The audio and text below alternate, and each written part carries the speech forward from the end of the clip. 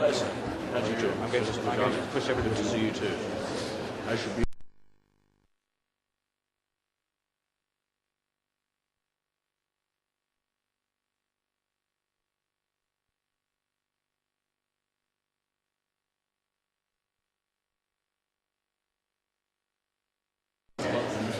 It's good what I'm doing.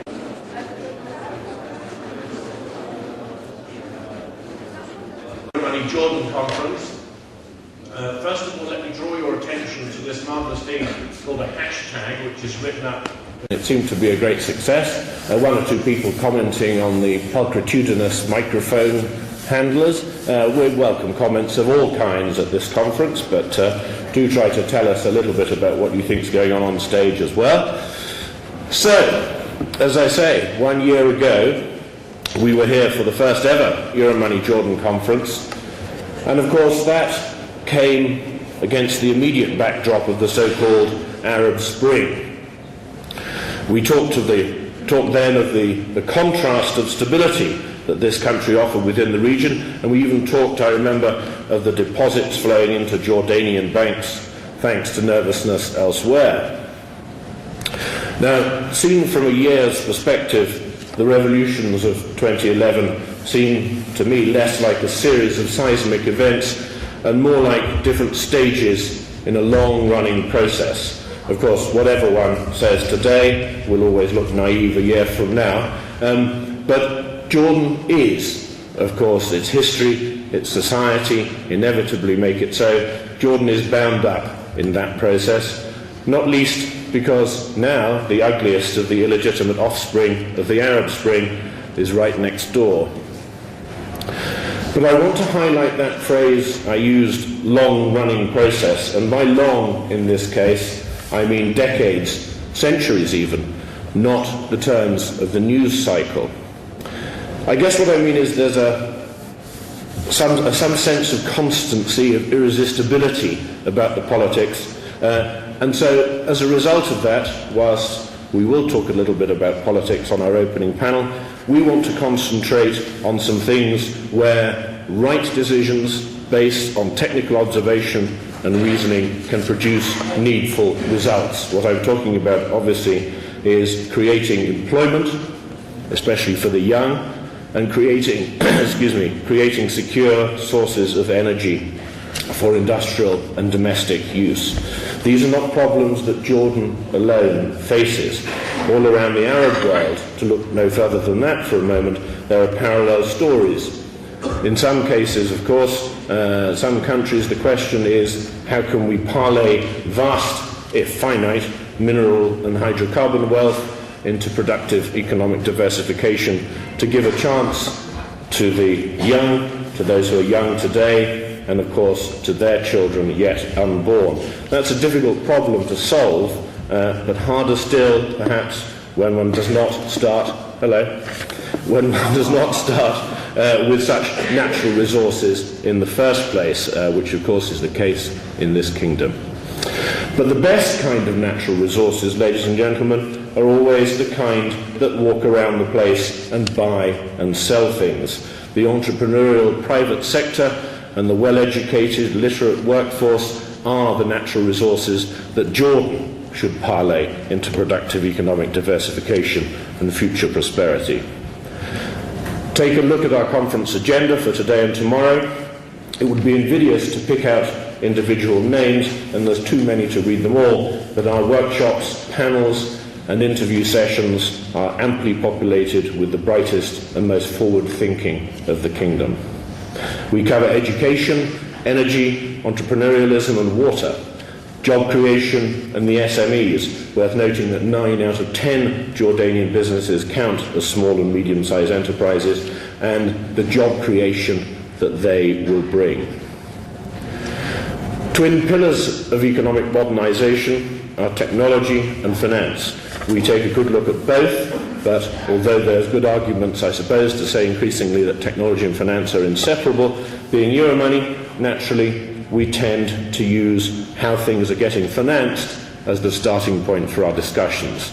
Also, we're delighted to have as our senior lead and lead sponsors, once again, two of Jordan's top banks. The financial services sector has come in for a pretty good deal of bashing, both from governments, although one notices they're quite happy with the tax receipts around bonus time, and from the man in the street all over the world. But here, perhaps as much as anywhere, it is the financial services sector that can and must take the role front and centre stage to intermediate capital into new infrastructure and industries, to unlock the flow of inter-Arab trade, currently so lamentably feeble, and to feed the knowledge-based economy so that there's a realistic hope, perhaps, that the next Middle East tech company to go global might not be Israeli, but Jordanian. And so, on that note of minor exhortation, Your Excellencies, ladies and gentlemen, I'm going to yield to our opening speaker. Now, His Excellency Suleiman Al-Hafez, Minister of Finance, unfortunately cannot join us. He was confirmed to come, but his people have told us this morning that he has unavoidable commitments elsewhere. Perhaps it's something to do with cutting the deficit. I hope that your gasoline won't be more expensive when you leave this conference than it was when you came this morning, but I can't promise that. So we're going to move, in fact, straight on to our second, now first, keynote speaker of the day, who's going to talk, coincidentally, given what I've just said, about finance, jobs and resources in the knowledge age. His Excellency Dr. Talal Abu-Ghazaleh, Chairman and founder of the Talal Abu-Ghazaleh organization. Dr. Talal, please join us. Thank you.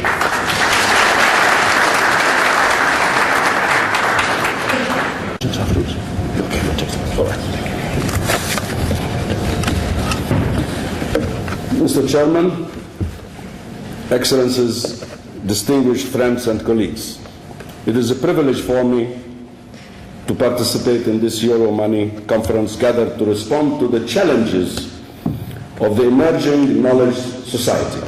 And my emphasis this morning would be on the theme of the knowledge society, particularly in a small and dynamic country like Jordan, with limited resources and the urgent need to create jobs for its burgeoning youth population. Let me first outline the global context and the challenge it poses to all countries of the world. I do not think that I will be exaggerating if I say that we live in an era of revolutionary change. The world has always been in a change process, but these days we have a revolutionary change. Around the world, practically in every sphere of our lives.